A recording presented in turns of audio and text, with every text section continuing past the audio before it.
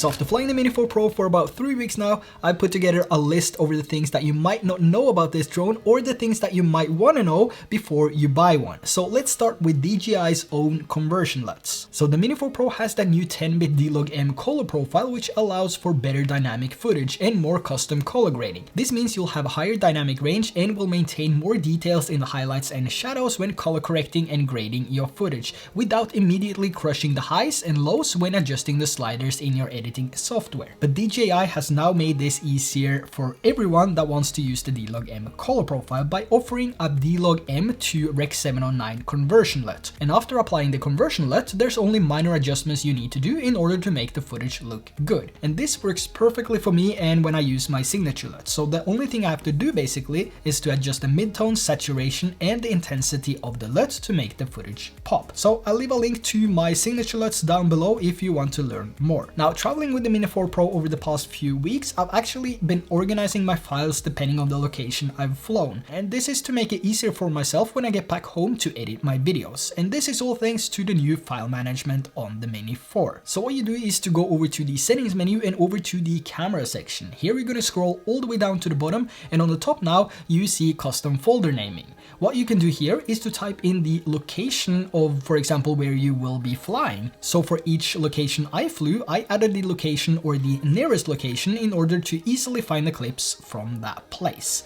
And when I drove to a different place, I just removed the current text and type in a new one and hit record. And the folder would be automatically created and the footage was applied to this folder as soon as the recording stopped. Now going back to the controller and scrolling a bit up, we have the style settings. These can also be found in the camera section. These are not new and we have these with the Mini 3 Pro as well, but this is a nice way to tweak your footage additionally if you want to do less in post, as of adding sharpness and noise reduction. The settings that I use is to have the sharpness on -1 and noise reduction to the default 0. And by having the sharpness set to at least -1, it takes away some of the additional unwanted sharpness you might get if you're not using an ND filter or if you're using a really high shutter speed. But as I always say when it comes to these two settings, take your drone out and find a location and do your own testing, try with the different parameters of sharpness and noise reduction, and then you can easily find out which one you prefer. But personally, I wouldn't actually touch the noise reduction parameters because I think it looks the best when it's set to the default 0. Now talking about ND filters, it's easy to think that the ND filters from the Mini 3 Pro will work on the Mini 4 Pro because the camera looks identical, but sadly they don't. So you would need to get some additional ND filters if you want to pick up and have some ND filters for the Mini 4 Pro. Even though there's little to no difference between the two cameras on the Mini 3 and 4, there is a difference in the way that they are mounted. We can also see here that the lens itself on the Mini 4 is slightly bigger than the one on the Mini 3 Pro. Now there's also a few options when it comes to available ND filters for the Mini 4 Pro now. You have the original DJI ND filters, which comes in a set of 4, but if you want a huge variety of ND filters, I can highly recommend the ND filters from Freewell. And these are filters I've been using for 6 years now. Ever since I started using a drone, I've been using ND filters from Freewell. So I highly recommend these.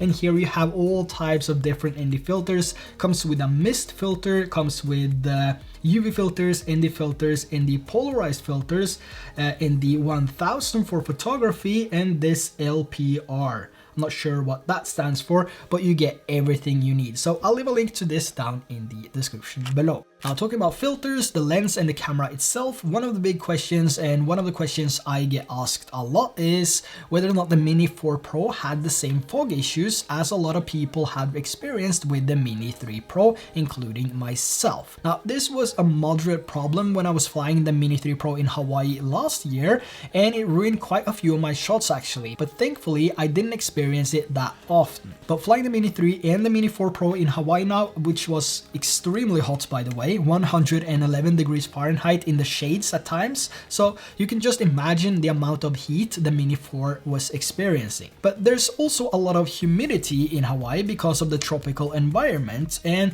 this seemed to be a problem with my Mini 3 Pro and the reason I had these fog issues, but of course in combination with the high temperatures. But this actually seemed to be fixed on the Mini 4 Pro, Pro, I've been flying this in the same places as the Mini 3. The only difference now was more humidity and even higher temperatures, and I didn't experience any fog at all, which I'm pretty happy about. Now, as of high temperatures and overheating, the Mini 3 and 4 both performed great, and at times I believe it was 50, maybe close to 60 degrees Celsius in the sun. It felt like an oven, but the Mini 4 performed extremely good and there was no warnings to be seen. Even the Mini 3 Pro performed good without any warnings. But just like with the Mini 3 Pro, the Mini 4 Pro also comes without an internal fan, so there's nothing that cools it down. The only difference I've seen so far is that the Mini 4 performs better in terms of firmware updates and standstills. So usually when I updated the firmware on the Mini 3 Pro and had a poor Wi-Fi connection, it happened that the drone overheated and shut down. But with the Mini 4 Pro, the drone will enter this eco mode and prevent the drone from overheating. But as a real life use, there's no difference when it comes to the Mini 3 and 4 when it comes to overheating. It's only that when you stand still and update the firmware in a real life scenario, when you're out flying, capturing some amazing footage, you're not going to experience any differences between these two. Now, another question I get asked a lot is whether or not the Mini 3 Pro batteries and the Mini 3 batteries are compatible with the Mini 4, and the short answer is yes. They have a perfect fit. So here we have the Mini 3 Pro battery, or the Mini 3 battery, and it snaps in place perfectly, and you can also see that it lights up here on the drone. But the only downside with this though is that the drone is no longer 249 grams. It's actually 251.3 grams, which means it's above that 249 gram limit. So in order to fly this legally, you will actually have to use the included batteries for the Mini 4 Pro. Now, there's also a difference when it comes to milliamp hour on these two batteries. So we have the Mini 4 Pro battery being 2590 milliamp hour, and the Mini 3 Pro being a slightly less at 2453 milliamp hours. So there is a difference between these two batteries. You're not going to be able to notice any differences. There's only 2 grams difference between these two, but it's enough to put the Mini 4 Pro above the sub 250 gram category limit, which you are required to fly within using a mini drone. So yeah. Now, another question, which is the height limit. Does the Mini 4 Pro still have the height limit of 120 meters?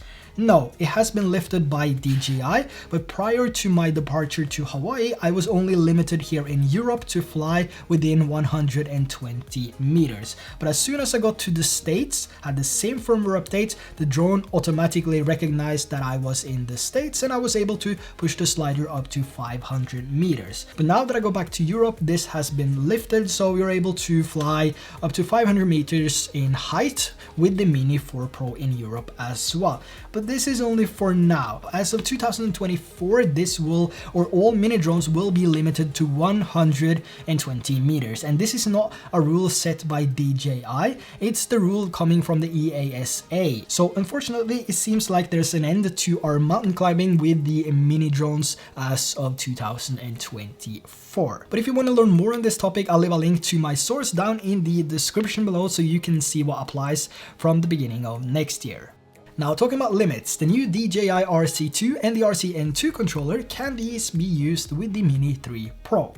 No, unfortunately, this is not compatible with any other drones than the Mini 4 Pro and the Air 3. But the question is, will this be compatible with all the drones in the future? Now, because the controller is running with the new OcuSync 4.0, it will not be compatible with the older drones like the Mini 3 Pro and the Mavic 3. So in order for the controller to be used with the drone, it has to be running off the same transmission system. And at the moment, there's only the Air 3 and the Mini 4 Pro, which runs off the OcuSync 4.0. So if you already have the Mini 4 Pro and eventually want to change it over to the Air 3 or the other way around, it's enough to only buy the drone as a standalone. Now, another new feature which was introduced to the Mini 4 Pro was Active Track 360. From my experience though, this is both good and awful at the same time. So from my trip to Hawaii, I figured to get the best optimal, stable, smoothest possible shot, you might want to use the front and rear tracking and just leave it to either of these. Tracking from either side is a bit unstable, and creating that dynamic tracking route is working 1 out of 10 times. So to me, it kind of takes away the whole 360 dynamic tracking feature, which I was so excited about. So it's from my testing and from the experience that I have with the Mini 3 Pro, in performance, there's not that much difference. It also comes down to how you're gonna use these. So if I didn't have the side sensors when I was going on a hike, it would probably crash. If I was doing the same tracking on the Mini 3 during those hikes, it will probably crash. So that's one of the things as well that I am really happy about, that I have those sensors. But at the end, the shot turned out unusable because it was drifting in, stopping, hovering, and trying to bypass. So the shot was all over the place, and at the end I was only able to use a few seconds from each tracking sequence. But it is enough, and it is better than the Mini 3 Pro in that term because I was able to use it. The Mini 3 Pro would probably crash, but I would probably track this in a different way anyway. But I really like that you can change the settings of this, and changing the settings of the active track might actually make it look better. So if we go over to the settings tab here again and over to the control section, there's a section called focus track settings. Here you can adjust and tune the settings to your preferred distance, height, as well as camera motion. So you have the inner and outer radius here, where you can adjust the distance of how far away the drone should track you. By default, it's set to 5 meters on the inner radius and 10 meters on the outer radius. But by increasing the distance on both, the tracking seem to perform better and be less jerky. And the same thing goes for height. I actually found 4 and 8 meters to be the best result, or to give the best result when tracking my hikes. You also have two options when it comes to the camera motion. You have the normal one, which bypasses the obstacle in a more subtle way to keep a smoother flight. And you also have the fast one, which gives a more dynamic change in altitude and distance. But personally, I found the normal to give the best and most stable image for my tracking. A new feature to the Mini 4 Pro is also waypoints, but this has been available on the bigger drones for some time. But now to have this on a mini drone is amazing. Given my slightest disappointment when it comes to active track, this is one awesome feature. And I would say this is by far the easiest and most effortless way of getting amazing footage with your Mini 4 Pro. The only thing you have to do is to set different points, so where you want the drone to fly from and to. So when you set the first point, the drone will save the location, altitude, and the gimbal angle by default. And when you fly to a different location and adjust the gimbal to a different angle and hit go, the Mini 4 Pro will actually fly from point A to point B, creating a dynamic shot between the points. But a pro tip here is to not overdo the amount of points you set. So for a short travel sequence, for example, I've found somewhere between 2 and 4 points to give a pretty good end result. Now, something new to the Mini 4 Pro is that you can now also connect this directly to a computer, a laptop, or like an iPad, and you can easily just drag the footage out from the micro SD card as well as the internal storage without turning on the drone. So with the Mini 3 Pro, you actually had to take off the gimbal guard, turn on the drone, and wait for the drone to boot up before you could actually see the files and download these files. But what's the difference now is that with the Mini 3 Pro, you had to keep it on in order to drag all the files over to your computer. If you had a ton of files, it would take forever and it would still drain your battery. The Mini 4 Pro does also have internal storage. Even though it's on the lower end of only 2 GB, it's enough to get you 3 minutes of footage in 4K 30 FPS. So in case you're out flying and you suddenly get a message saying insufficient storage, you can switch over to the internal storage so you don't miss that sunset or sunrise. It's a nice addition, but I wish this storage was a little bit bigger. Now, one of the biggest concerns when it comes to the Mini 4 Pro is, of course, wind, because it's only 249 grams.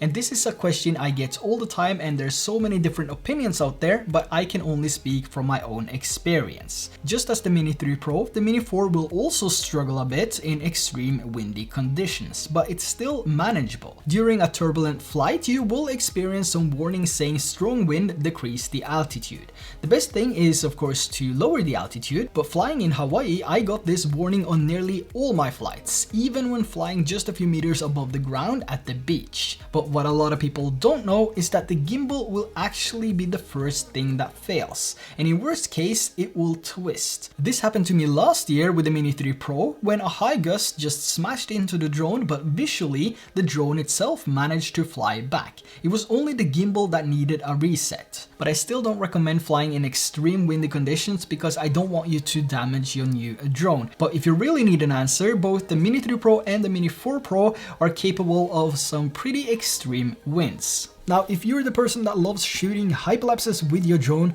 the Mini 4 Pro has a new added feature which makes it even better to capture those sunrises and sunsets. So during a hyperlapse, you can see on the screen here now that we have an icon or a number here that says +1s next to the amount of frames. This actually gives you the option to extend your hyperlapse even after the hyperlapse has started. So let's say you're out there shooting that hyperlapse for the sunset or sunrise, and then suddenly you see that, oh, the hyperlapse will end before the sun actually appears or disappears. Now you can just tap on this +1 second and it will add another second to the final video, and it will also extend the duration of the hyperlapse interval with 50 seconds. And you can also continue extending the hyperlapse for up to a maximum of 30 seconds. And this is just that extra spice which makes it so much easier to capture the whole thing or the whole hyperlapse that you want to capture, because it happens so many times, especially last year with the Mini 3 Pro when I was in Hawaii. I started a hyperlapse, and when the hyperlapse was like 80% done, I saw that, well, I'm not gonna make this anyways, so I just canceled that hyperlapse